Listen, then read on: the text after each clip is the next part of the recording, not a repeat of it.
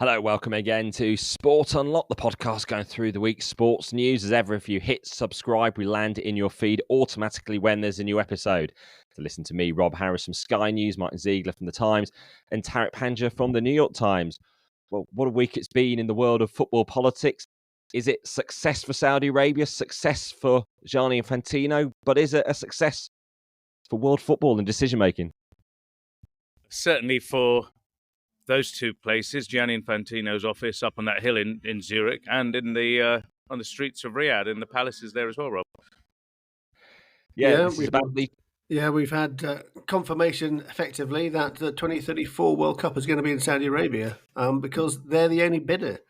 Australia said that they were considering a bid, but actually that sort of disappeared some time ago, and the deadline passed. Australia said that they weren't going to bid, and the only bidding nation for the 2034 World Cup is Saudi Arabia. So there is none of the usual big reveal, months-long process. Perhaps some would say it avoids the potential for bidding corruption, all issues with consultants and deals being done. But actually, have all the deals been done in the recent months? As the former FIFA governance chief, Miguel Maduro, told me, this has all been cooked up at FIFA. It's interesting how this has panned out. We've talked on this pod about how Saudi Arabia has gone about its business over the last couple of years, signing a bunch of memorandums of understanding with all those countries who would have had a vote should there have been rival bidders, and that's something that's been celebrated in Saudi Arabia. But looking at FIFA as well, it's very hard to look beyond the fact that all the pieces were moved in such a way that what was left was a bidding process that essentially favoured one country, Saudi Arabia. Do you think that's a fair observation? Well, I think it's entirely what happened. I mean, if you think back to the sort of start of September when we did a story about Saudi Arabia, was already sort of campaigning for support for a 2034 bid, and people there were saying that actually that Gianni Infantino had basically set his stall out and was trying to sort of organise things so that it would fall into place for Saudi Arabia. And that Sheikh Salman, the AFC president, was sort of doing the same. And it all sort of it dropped into place. Because, I mean, remember we talked about whether they would actually run the 2034 and 2030 bidding processes together. That's exactly what happened. And the other thing was nobody else was going to bid, because when they announced this very, very short deadline, just over 3 weeks to register an expression of interest, nobody knew about it. Australia didn't know about it. Indonesia and Malaysia, who were talking about a joint bid. I mean, James Johnson had said that it came as a surprise to him, but it wasn't a surprise to everybody. So normally, FIFA insists there is still a process. Their own communications chief posted very publicly on the X platform, here's a list linking to all the documents relating to the bidding process and requirements and the assessments that will be done of the bids. But there are no rivals, not only for 2034, but for 2030 as well. And again, as Miguel Maduro said in an interview I did with him this week, whatever assessments will take place now will be meaningless because everyone knows who is going to get it. If people aren't familiar with the name Miguel Maduro, he was the chair of the FIFA Governance Committee from 2016 to 2017, the first year of the Infantino presidency, and what he was effectively felt forced out, unable to get the governance changes he wanted through. So although there is the appearance of a process, we have a rapidly curtailed time frame to enter the bidding, which made it prohibitive seemingly to any other countries. There was a 2030 process that combined the two rival bids from 3 continents together, and then that excluded every continent apart from Asia and Oceania from bidding for 2034. And this process, which all seemed to point towards Saudi Arabia. Rob, you mentioned the process there, and it's not only the 25-day deadline that was suddenly imposed on countries to express an interest to host the World Cup. There was also a deadline of just a few weeks after that for fully formed bids as well, like the next stage, and that requires, in democracies at least, really careful thinking, because it requires public money often. Australia, don't forget, were burned. 40 million Australian dollars was spent for the failed 2022 bid that yielded one vote and a lot of hand-wringing, a lot of anger about the FIFA process. So in such a short window to convince politicians back in Australia and other democracies to join a bidding process, that was always going to be very unlikely. And I have not seen a reason at all given for why it had to be so quick. Not only do they want to do it immediately or soon, because it was supposed to be in 3 years, but why even faster than that, like 25 days and then 5 weeks? Why so fast? And this was all kept within the FIFA Council. So it didn't go to the Congress. And so one of the big reforms after the Blatter era scandals was the World Cup vote no longer being in the closed Exco as it was now the Council, but taken to the Congress of all 211 member associations. And that's what happened with the 2026 World Cup, because we had the rival bids from North America and from Mexico. But the decision to curtail the process here was all taken by the council in recent weeks, which, of course, FIFA point out is democratic. Everyone does get to have a say. But if we think back to that 2026 process, and we were in Bahrain for the Congress that took place in 2017, where we were thinking there would be effective confirmation of North America then for the 2026 World Cup. But what happened was, although the FIFA Council gave 3 more months for rival bids to be presented, which is, again, a longer time frame from this, it did still have to be, as I wrote at the time, rubber stamped by the Congress later that week. And this hasn't gone to the Congress this time in any way, only at the final stage to when they've already been presented with the unchallenged bids, not anything to do with the process, a shorter time frame, knocking out rivals, combining 2 bids. Should you even have a 3-continent bid? There was, of course, a rival bid for 2026, wasn't there? Morocco. So it wasn't a sort of coronation, which this is. That one entered, didn't it, after the process was extended, if I remember rightly. So it did give them time to enter, and they needed a lot of work and a lot of plans to present as well. But yeah, exactly. This it hasn't gone to the Congress to even ratify the short process. No, I suppose FIFA would argue that the Congress will still elect the hosts for 2030 and 2034. But actually, I mean, if you look at what Gianni Infantino has posted on Instagram, a lot of people would see from his post that he says that they're set to host it. So, I mean, if you look at various media internationally, they've just taken that to mean Infantino confirms 2030 will be Spain, Portugal, Morocco, and 2034 will be in Saudi Arabia, because he said that's what is set to happen. So I think most people would see that as confirmation. Not just media either, I would say, guys, because as well as that, I mean, the first inkling I got of that was in the media, in the Arabic media, that Infantino has said Saudi Arabia is going to host the 2034 World Cup, pointing to his Instagram post. But then we had a post on social media from a very powerful figure in the Gulf, Mohammed bin Zayed, the leader of the United Arab Emirates, congratulating Saudi Arabia on effectively being awarded the right to organise the 2034 World Cup. So even world leaders were taking that Infantino post as a signal that Saudi Arabia is going to host this event. I just what a mess in terms of sort of announcing this process or what's going to happen next.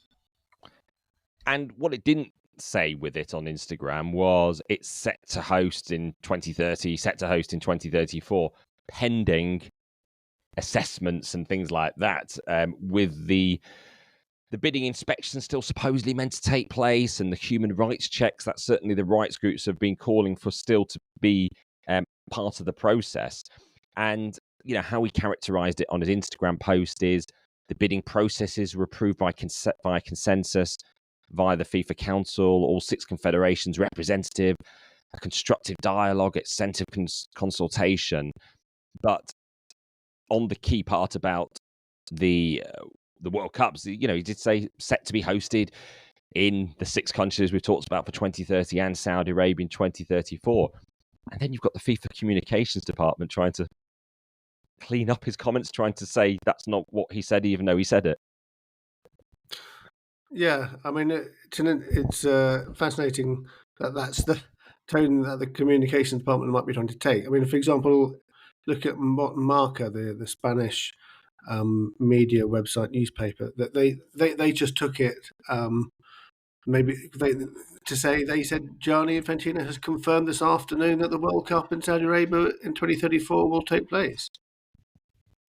Yeah, the issue as well, we haven't had a chance to ask Gianni Infantino anything at all. Not this week, when this sole bidder for 2034 has been confirmed.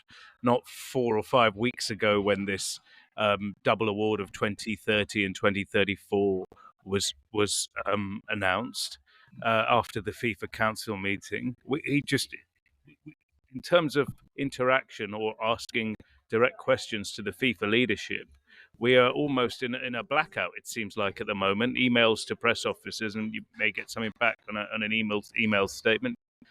You may not get an answer to the specific question you've sent either, but there is no direct communication with leadership at the moment. But it can be quite challenging maybe for that communications department, because they're a step removed from what the leadership's doing perhaps, and even posting on Instagram, and maybe they're then told to try to limit the negative perceptions, yet they're not in control of the main message itself. And perhaps it puts those PR professionals in a difficult position as they're left trying to reinterpret what was said on Instagram. But it does come down to how that Instagram is used. We've talked in the past about you get tributes after deaths, you get concerns after incidents like in Lyon with the crowd disorder at the weekend, posted on Instagram stories which disappear after 24 hours. And one of the talking points we hear around FIFA is about why he doesn't do more press conferences, in fact, is because they think his words will be somehow distorted, or some agendas will be seized on, and he'll come out of it badly from questions that have been asked in press conferences. And yes, he did give me an interview in Sydney at the end of the Women's World Cup. That's one thing. But on the point on thinking that he comes out badly from press conferences from the media actions, well, actually, all the issues Gianni Infantino's had in recent years are from speeches he's made himself, comments he's chosen to make on stages, often giving speeches. So it was in 2022 in the January when he was at the Parliamentary Assembly of the Council of Europe, when he said that perhaps there should be biennial World Cups. What he said was, we need to find ways to include the entire world to give hope to Africans so that they don't need to cross the Mediterranean in order to find maybe a better life, but more probably death in the sea. There was a lot of criticism for that. He talked then a speech as well in a soft on-stage appearance in Los Angeles ahead of the Qatar World Cup about migrant workers getting pride from their hard work.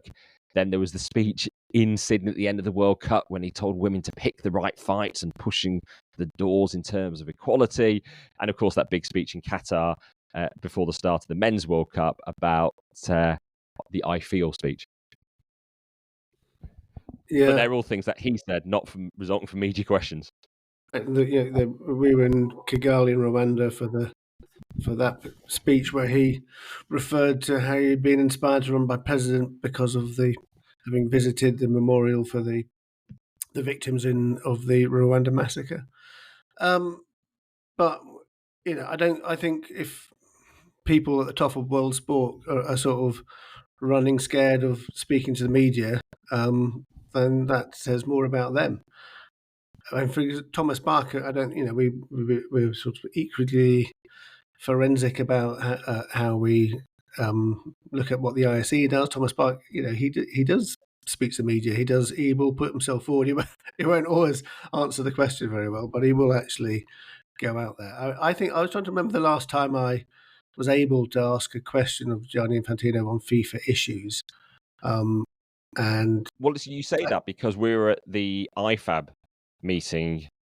Was that in early March, the International Football Association board press conference, all about the rules of the game, and effectively, we stuck to the agenda of the day, asking things interlinked to the laws of football, and you did as well. But actually, maybe it's every right to ask anything you want to since he's there.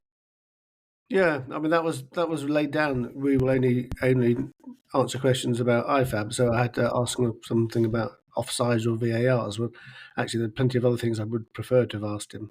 So that on FIFA issues, I think it's 2018 was the last time I actually had an opportunity to ask him a question. There's a broader issue here as well. One of leadership.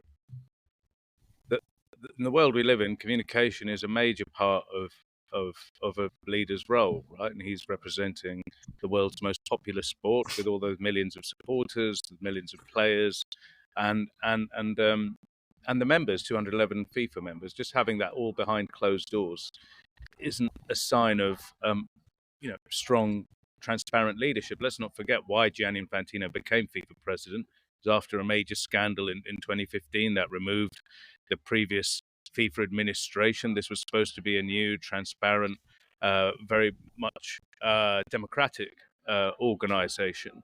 And the second point here I just want to make is in the previous regime, after these FIFA council meetings, they were called FIFA executive committees, there was always a press conference. There was always a press conference where Sepp Blatter and his General Secretary Jerome Valcke at the time would show up, and they were quite feisty meetings often, but they happened. And in these days we have Zoom.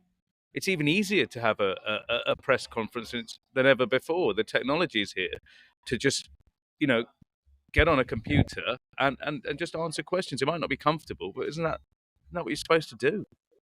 And what Zoom allows is for a wide variety of questions from across the world. So, although you do want to ensure that it's worthwhile journalists going to an event itself, but since Gianni Infantino talks about uniting the world through football, and often it's not just being about Europe, then you can have journalists who perhaps don't have the resources or the distances too far to go to this press conference. And I find that often very interesting because you get a different perspective. You get that particular local issue or regional issue that's brought into life in the press conference, rather than we do have a certain perspective on how we're viewing the game and the countries we're focused on, quite notably.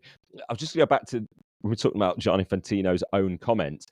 He was at the Asian Confederation remotely himself, talking of Zoom a couple of weeks ago. And while he was there, he actually said on the 2030 World Cup, which will take place in, talking about Spain, Morocco, Portugal, and Uruguay, Paraguay, and Argentina, not set to or even any process. He said will take place in, yet technically they still have to go through the bidding assessments. So an example with his own words there, where he undercut the supposed processes. If you're the FIFA communications department and John Infantino and the general secretary, you would probably be frustrated because you think, all we're trying to do is do stuff for the good of the game. We get terrible publicity. I think they need to take a sort of broad look. I mean, if you look at on social media or comments on media websites, a lot of people think that actually FIFA has sort of gone backwards.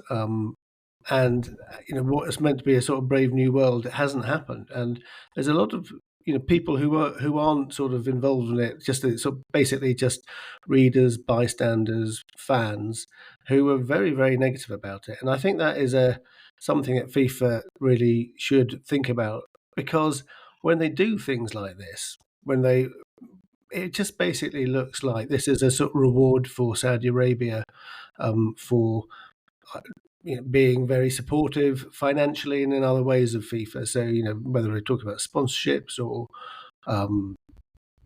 hosting Club World Cup, promising to sort of put large amounts of money towards FIFA, that's a big problem. And I don't think trying to pretend it's that this is everything is being done according to the book, and the FIFA Congress will still be electing the hosts, and this isn't a sort of stitch up. I don't think that sort of anyone accepts that particularly. I mean, you can say the Saudis have played it absolutely brilliantly in recent years. They woo Gianni Infantino. He's been enchanted by this association with the powerful, with Mohammed bin Salman, of being welcomed into their circles, of being treated almost as an equal. And what they've been doing is gradually building up that support within FIFA and their importance to secure a process without a vote, and also getting a World Cup 11 years out, all this time to prepare, none of this need for going around the world fighting for votes. They've done a lot of sponsorship deals and MOUs, haven't they, with various FAs, but they've managed to get FIFA to create a process, it would appear, that helps them. It's a short circuiting of the process, and the huge celebrations in Saudi Arabia in the media there, and I'm sure behind the scenes. And why wouldn't there? Would be they've managed to get the premier tournament in the world's most popular sport to their home country. And England, the UK, have done similar. We've seen it in the way that they got the bulk of the games at Wembley for Euro 2020 with various helpful political deals and conversations and relationship buildings. It's how they got a clear path eventually for Euro 2028 for the UK and Ireland. Wembley's also had the Champions League final in 2011, 2013, again next year as well. So, it's not just a country like Saudi Arabia that will try to gain support within the corridors of power to get favourable hosting outcomes, but we have seen it with Saudi Arabia this time. I mean, I think the remarkable thing about Saudi Arabia is that 6 years ago, nobody would have thought they had any sort of chance of that, because there was international sport. Saudi Arabia just wasn't a thing. This incredible campaign that has taken place since 2017, call it what you want, sport washing or huge investment. It's a remarkable turnaround from that point of view. Play the Game did some research this week. Something like 313 sports sponsorships by Saudi Arabia now, and more than 100 of those are international. And so this sort of building this huge web of influence and power, and everybody now is sort of loads and loads of sports are sort of in hoc to the Saudis one way or another. And I'm sure that the Crown Prince Mohammed bin Salman will be sitting back and thinking, job done.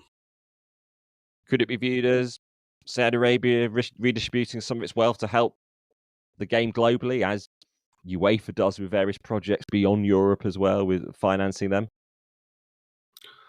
Well, but this is a country, isn't it? It's not like a sports organisation, isn't it? I mean, I think there's only one thing that they want, and that's influence and the ability to have a big part in prestigious tournaments, whether it's world tournaments or Asian tournaments.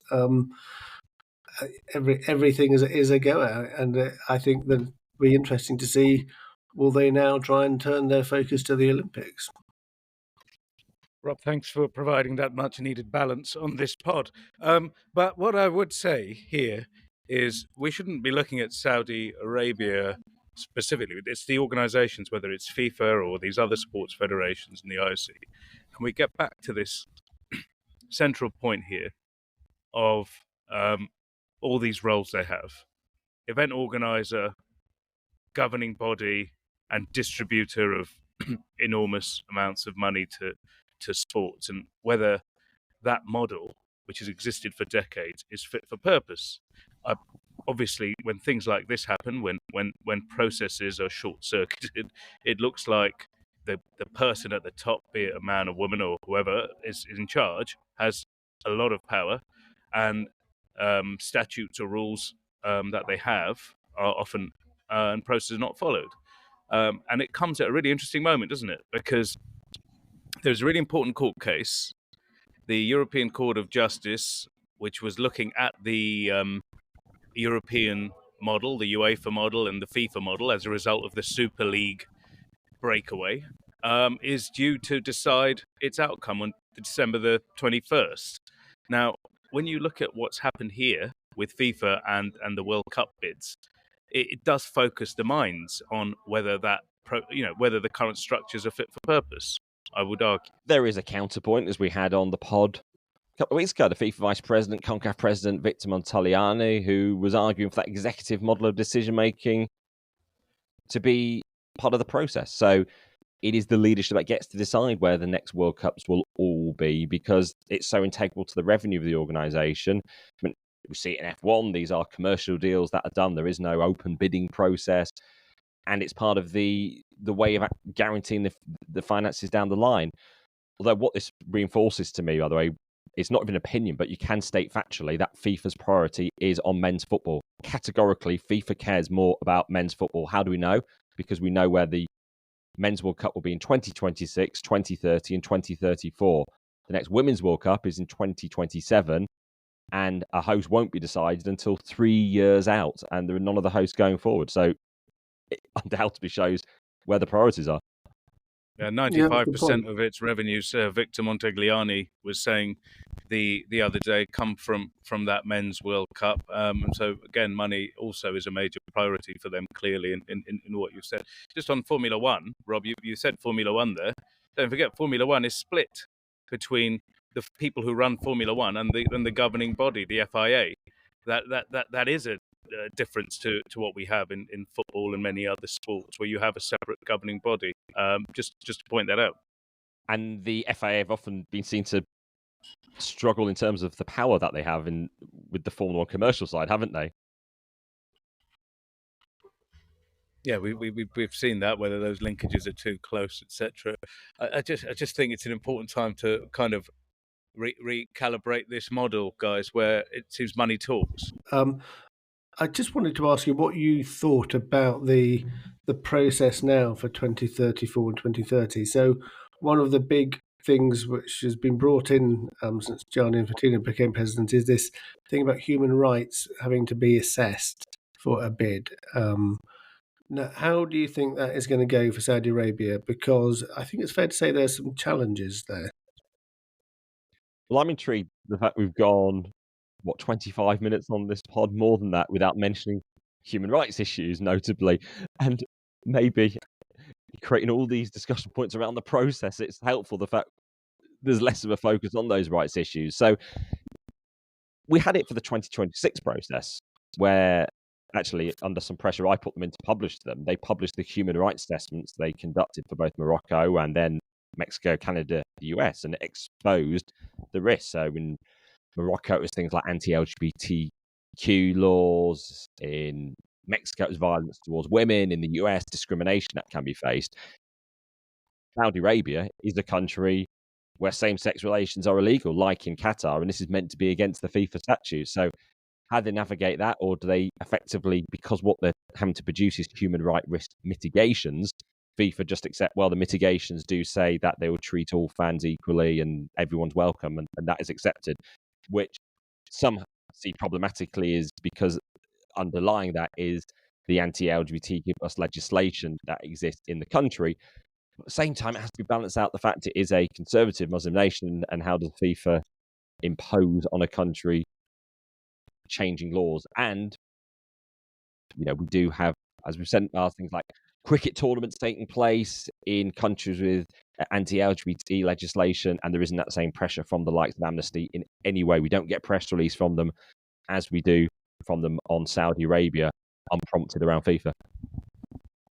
Yeah, I think also there are sort of political freedom questions. There's some sort of pretty shocking cases of some people who've been given incredibly long jail sentences just for tweeting criticism of the rulers of Saudi Arabia. Now, is that something which FIFA is going to be comfortable with? When you say that, you mean 2 decades or more in jail for retweeting, let alone actually sending a post. Yeah. the thing is, it's going to be there. I mean, it's all moot, isn't it? If I was to ask you guys, where do you think the 2034 World Cup is? It's going to be in Saudi Arabia, wherever the human rights situation is, and that's kind of the farce of a lot of this.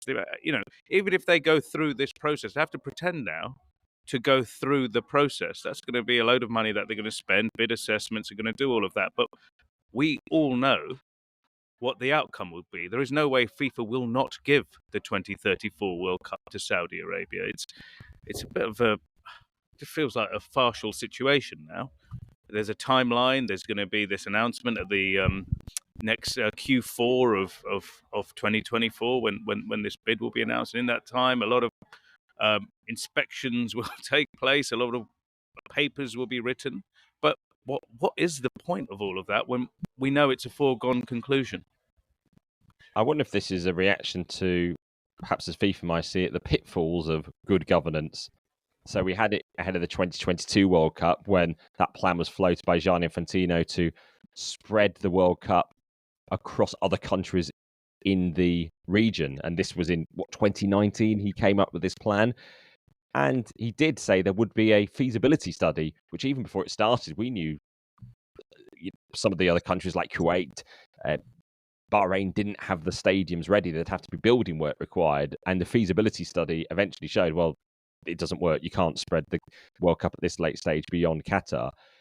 Perhaps he would view now that if he'd gone about that a different way, rather than doing it so openly, then he could have got it through anyway. We had it with the Biennial World Cup, where they announced this feasibility study where actually everything unraveled over many months with a lot of criticism. And now they've just worked out a way of, behind the scenes, getting it done and effective agreement. Who suggested that there should be that feasibility study into binding a World Cup? Saudi Arabia nominally, wasn't it, at the Congress in 2021? But then FIFA denied knowing anything about it. Nothing to do with them. Yeah. I mean, you mentioned the issue of migrant labour. These stadiums in Saudi Arabia in 2034, one of the infrastructure will need to be built.